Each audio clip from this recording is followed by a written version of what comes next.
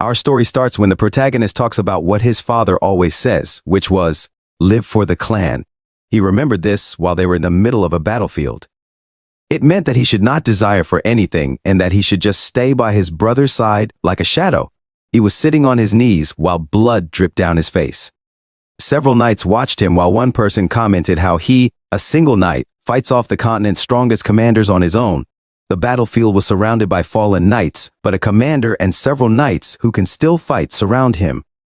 The commander of the enemy called him by his name, Chanvert. In response, he uttered the commander's name, Boris. Boris had a smug look on his face. Out of thin air, Kian drew out his sword. He then asked Boris who made him do this to him, and an ominous aura surrounds his body. He asked Boris if it was the emperor. Boris covered his face with his arm.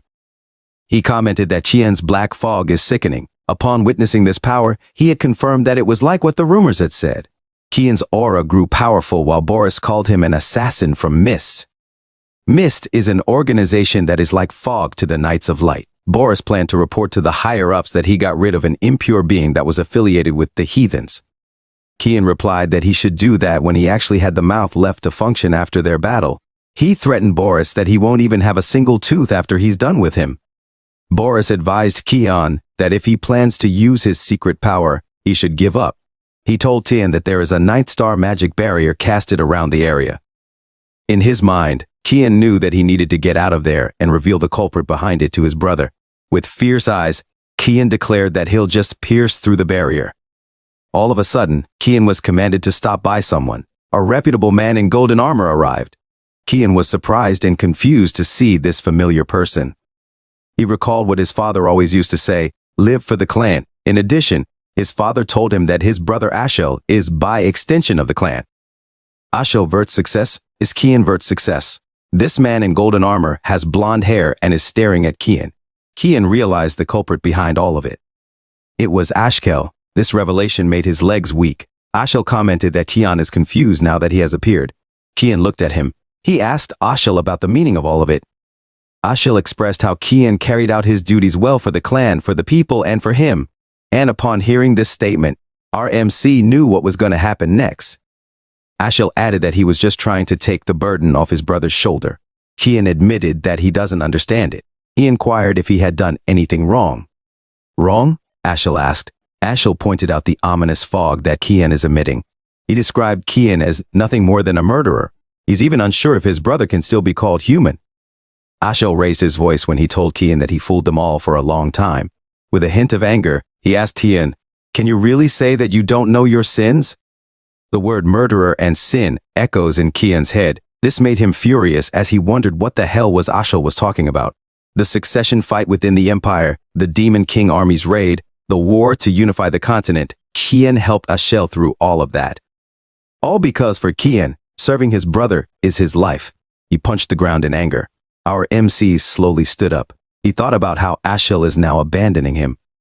Dark aura was now oozing from his body. Driven by his rage, his fog became more intense as he thought about how he worked like a dog under Ashel for 20 years. Blood started pooling at his feet, but he didn't care if his whole body broke down. He decided to give everything he has right now, even if it means he can destroy Ashel. His crimson-red mist covered the whole area, painting the sky red. The knights were shocked to see that he still had that much mana left. It was impossible for a human. Qian narrated that the hero is trying to kill his younger brother just because he's afraid. He asked Ashel if he's not ashamed of himself. This made Ashel furious. The veins on his face became visible because of that. Qian launched at him. With incredible speed, he continuously attacked Ashel, who tried to deflect using a sword. Qian wished for one chance. Just once was enough. Their fight continues. One chance is all he needs to stab Ashel's weak point to stop him from regenerating. Qian's attack met a magic barrier. Our MC did not expect for his strongest attack to be blocked by something like this. He checked and saw that Boris helped Ashel. Ashel called him a poor bastard and he stabbed Qian in the stomach. That made Qian drop his dagger. Ashel told him that he wanted to do the favor of giving him a painless death since he's his brother. But Qian showed him his true colors. He revealed that he knew Qian was a demon from the start. He added how it's a good thing he never trusted Qian to begin with. Qian's expression revealed how heartbroken he was because of that statement. Ashel kicked him so that he could remove the sword from Kian's body, and just like that, he left Kian lying on the ground. Kian's blood pooled underneath him. He wondered if that was his end. He commented on how foolish the life he had lived. As he slowly starts to lose his consciousness, he calls himself stupid. Yet all of a sudden, he chased after Ashel's back. Ashel sensed him and turned. Kian was about to hit him. Kian let out a loud scream as he released all his remaining power for that attack. His dagger was inches away from Ashel's throat. But he was interrupted with a powerful force that blew him away. He lost consciousness. Then he heard somebody calling him Young Master Kian. He immediately woke up. He was sweating profusely and was catching his breath. The maid scolded him for sleeping in. She told him to get his act together since he needs to get ready. He was surprised to see Emily. He asked her what she was doing there. Emily was also surprised. And then he realized something. It has been 20 years since he last saw her. And yet she's the same as she was when he last saw her. He noticed the surroundings. He remembered that it was the room he used to live in when he was younger. Even the furniture arrangement was the same, and he thought that maybe he went back to being a child. Emily called him to get his attention. She asked him if he was stalling for time because he doesn't want to go for training. She instructed him to make up his mind and get going. The young Kian had no idea what Emily talked about. He asked what training she pertained to. In the Vert clan duchy. Kian looked around, and he was certain that he was back in the duchy of the past. He wondered if the situation is what they call the life flashing before your eyes just before your death. He remembered 27 years ago. It was during the foundation year 985, March 1st. It was a year before he entered the academy. Every year, the duchy holds a dual training session. His father, who is the owner of the duchy, Duke Vert, attends the event, making it a very big deal. His opponent is Kranz Vert. He is the same age as Kian. He is his half-brother. Kranz's mother, Margaret Ezret, is the Duke's wife. Thanks to that, Kranz received a lot more attention despite the fact that they were both the youngest. Kian was considered a bastard son, and after being mocked in that fight, he became a laughingstock to everyone. The duel was the reason why his father stopped paying attention to him too. Emily whispered and suggested that he should surrender. Young Kian assured him that it's okay, and he just needed to win. In his head, Kian took that as the maid looking down at him. Kian sensed something. His weapon, a rapier, was heavy. He figured out his strength is the same when he was at that age. The sensation felt like it was not from a dream, nor a memory of his life flashing before his eyes. He had never heard of a magic spell that is capable of creating such strong illusions either. He wondered if he's really back in the past. Kranz commented how his brother didn't run off from the duel. Kian thought that this could be his chance to change the future. He looked at his father, who declared the start of the match. Kranz attacked first while asking him where he's looking. Kranz was confident that he would hit him with his sword. Kian stood there and watched him. He thought how Kranz is like a snail. He shifted his stance, and that made Kranz surprised. Basically, Kian just took a step to move on the side, and Kranz missed to hit him. This triggered Kranz. He commented how Kian is dodging like a coward. But before Kranz could further do anything, Kian hit his hand and Kranz's sword flew. Then Kian kicked him on the shin. Kranz was in pain. He fell to the ground and hugged his knees while groaning loudly. His mother yelled out his name in worry. Kian thought that now, if he just puts his sword on Kranz's throat, the duel will be over. He gripped his sword as he thought that wasn't enough. He recalled that when he was at that age, Kranz always bullies him as a form of entertainment. And that bullying continued in the academy too. So Kian thought that he needed to really stomp him down so that he can never try to do anything like that to him again. Kian had decided that in that life, he will pave a path on his own for himself. Kranz got terrified. Tears were streaming down his face. Kranz was in pain. The result of the duel was that Kranz lost. The Duke ordered Kian to see him and even freed up a schedule. That made Kian ponder if his victory in the duel was really that impressive. He even had a high-class knight, Elkin, who was directly affiliated with the Duke, escorting him. He met Margaret Ezret in the hallway. It looked like she talked to the Duke about her son. Kian grinned when he saw that she looked like she stepped in shit. He asked her if Kranz is okay. She was furious. She told him that he was audacious to ask such a question after beating his brother like that. She told him that he was thick-skinned. She passed by her while saying that it's how duels are. Then he heard her say, "This is why bastards shouldn't be treated like legitimate children." With a devilish grin, Margaret Ezret continued to say that like mother, like son. and that his mother is a dirty whore. She told him that he should be on the streets begging for food instead. He was daring to put up a fight when he should have just known how to be grateful. Kian looked back at her with a murderous intent. She had crossed the line. He pondered if he should just kill her, but he stopped himself. A grin flashed on his face. He knew better than anyone on how to make her suffer. He planned to torture her. Slowly, like painstakingly slowly, he asked her if she's aware that he's going to the academy along with Crans. She asked him what his point was. Then he said, "I'm sure you want your son to graduate with limbs, right?" "I guess you're not that worried about him, huh, Duchess?" This triggered her even more. She was about to slap him while calling him a vulgar piece of shit. Yoken's arm protected Kian. Yoken apologized to the Duchess. He explained that the Duke called Kian urgently, so they had to go. With a stern expression, he told the Duchess that they will get going. The Duchess remained silent. "The Duke's orders are absolute." Kian peeked from Yoken's back and laughed. He was being protected by the guard knight who was given that order, a knight who won't submit even to the Duke's wife. He thought of how Yoken is nice and reliable. The door opened and the Duke told them to come in. Kian entered the room. He greeted the Duke. In his mind, he recalled that it has been almost 15 years since they had met one-on-one. Duke Willius Vert is the great feudal lord of Velius, a western feud of the Ushif Empire. The world calls him by a different name, the Guardian of the Continent. He is the hero who stopped the invasion of demons for a long time, with the help of his remarkable magic power and otherworldly wisdom. That man shouldered a responsibility no one compelled on him until his very death in battle against the invasion of the Demon King's army. All he wanted was there to be peace in the entirety of the continent. But Kian's memories of him are different. As a man who utilized his free will to decide on living his whole life serving others, for Kian, he is a stupid man. The Duke commented how Kian's eyes precisely followed the sword and dodged it.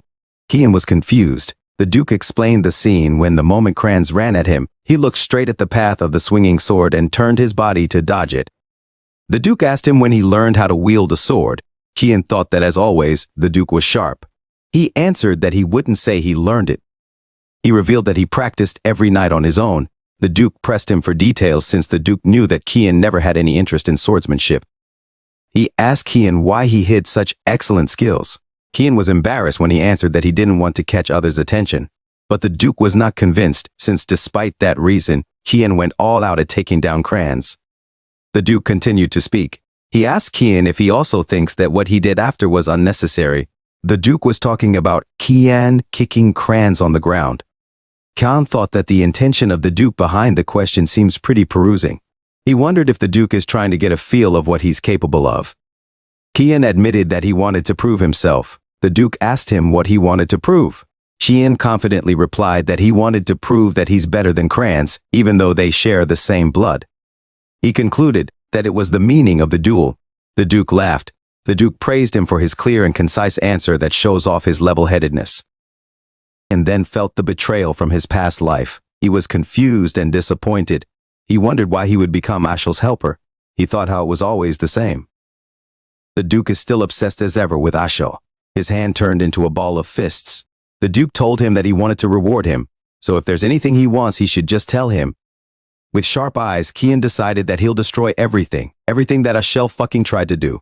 He told the Duke what he wanted. A few moments after that, Emily turned pale when she found out that Kian wanted to enter the battlefront. He told Emily that nothing is certain yet. Emily probed him if he's losing his mind or if he has any idea what kind of place that is. She told him that it's swarming with wicked and terrifying demonic beasts all over the place. Velius, the western feud of the Ushif Empire. It is the only place in the entire continent to be called a battlefront. Even in that, the Lama Valley that can be called the front line is a ferocious battlefield where the battles with demons have been going on for hundreds of years. Because of that, the Duke, who stubbornly opposed it from the start, gave Kian a condition. He is to become worthy of going to Lima Valley within 1 month. He didn't know on what basis the Duke would decide his worth yet. He thought of raising his physical strength as much as possible in the given time. He's aware that he's still weaker than his peers, but he also appreciates that he's lucky enough to have the same combat sense as he had before, regressing, and the little amount of magic he sensed from within him. He knew that if he trained his body as per his capability, he could definitely make good use of it. He decided to start training right away. All of a sudden, his door busted open. A woman entered the room. It was Alice. This lady had this blue hair and stern look on her face. She grabbed him by the collar. Emily greeted Lady Alice, but Alice was rocking Kian back and forth and asking him if he's gone mad. She heard that he asked their father to send him to the battlefront. Kian turned pale when he asked Alice to let him go. She left him on the ground. Kian's soul looked like it left his body. Alice commented that defeating Crans got into Cian's head. She uttered that it won't. So she demanded that Kian go to the rooftop at once. At the rooftop! Alice briefed him. She told him that when they drew their swords, she would let him go to the battlefront if he could endure her attacks for 3 minutes. Our MC asked Alice if she really had to go that far. Alice was firm.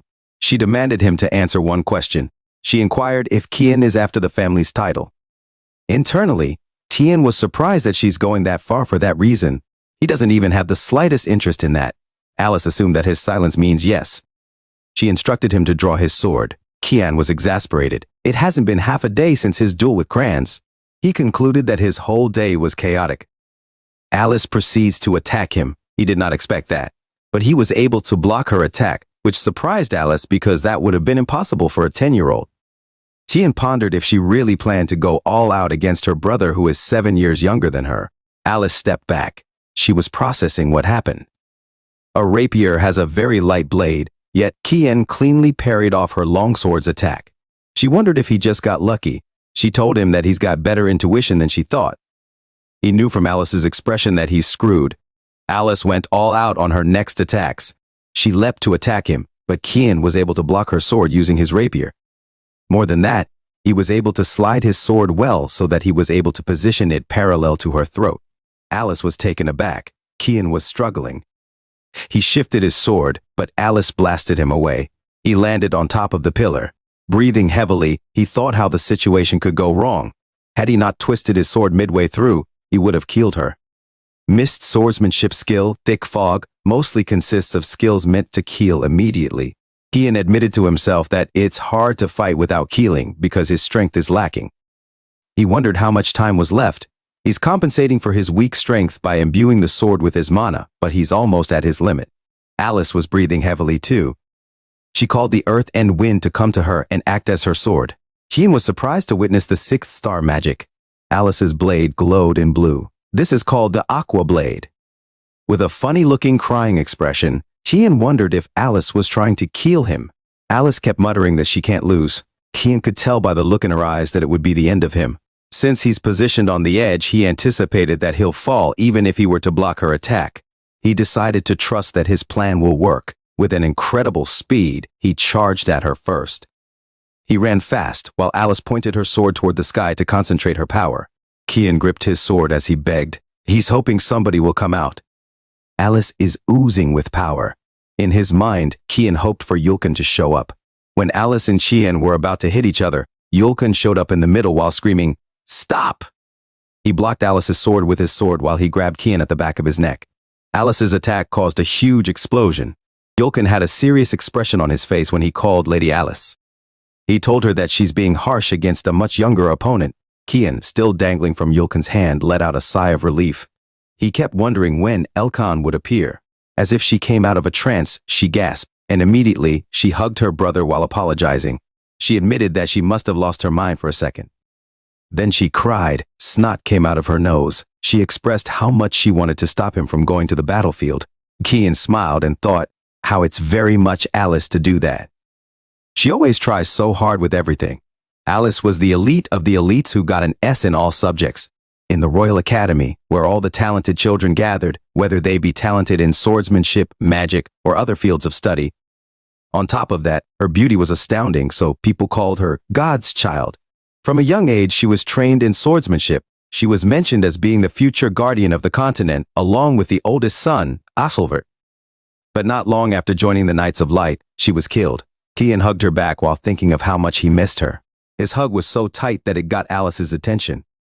In his head, he vowed to protect her this time. Then she averted her attention to Elkan. She asked if he was the Duke's guardian knight. She was confused since the Duke just left for the war. Elkan informs her that he's carrying out the Duke's orders to protect the young master for a while, although he couldn't tell her because he's supposed to carry it out in secret. Kian felt his presence ever since he left the Duke's office. He wondered if Elkin would have not shown himself if he continued to not notice him. He wondered why his father would tell Elkan to follow him secretly. All of a sudden, Kian felt groggy. Alice caught him as he fell asleep. Alice smiled and commented that he's still a little kid. The next day, Alice returned to the academy. Apparently, she had come back just for a bit to see their father before her graduation. Kian felt the need to become stronger, so he had been focusing on strength training for the past 2 weeks. But 10 push-ups is his limit. He felt like he hit the wall for the past 2 weeks. Back then, he was pretty confident in his strength. He knew this time he needed a solution. Emily knocked on his door to inform him that a package from Emily had arrived. Kian got excited. Emily brought it out and complained how it smelled so disgusting. It's a hellhound's blood that he asked her to get for him. It's a rare item that can only be found in Lamia Valley. But now he figured out that the rumors that it was in the black market was true. The blood of demonic beasts is considered poisonous because of its sickening smell, as well as the feeling of burning upon consumption. But it actually permanently increases the mana and strength of the person who consumes it. Most people think that it was a false rumor, but Kian knew that it's true based on his past life experience. Emily asked him if he's really going to drink it. He answered yes. In his mind, Emily has nothing to worry about, since he's the only person who was able to adapt to her cooking skills. He chugged it down. He was reminded of the first time. He remembered it was mushroom soup. And after a single bite, his heart stopped for a moment. And compared to that soup, the blood is nothing. He finished everything and commented that it was good. The power is oozing from his body. He told Emily that he's going out for a walk. He wanted to see if it worked. Our MC stepped outside. He arrived at a mountain overlooking the duchy. It had been a while since he last came there. He had been waiting for it for the last 2 weeks. It was the time when Ilkan was not there for his regular reports. He usually visits the place when he wants to be alone. Then one day, Ashel received a divine revelation from the god of light, Lumendel. It said that an ancient temple is hidden somewhere in the mountains. He didn't really fully believe it, but there was really a place where the flow of mana was concentrated. And of course, the divine revelation is yet to come. Only Kian knew about it at the moment. He touched the ground with his hand, and his power traveled in the area. He grinned as he thought how Ashel had no idea what he's doing right now. The ground was shattered and it revealed an underground passage. He decided to go inside. End of part 1 to 3. Please leave a comment and suggestions. Subscribe for more Manhwa recap stories. Thanks for watching.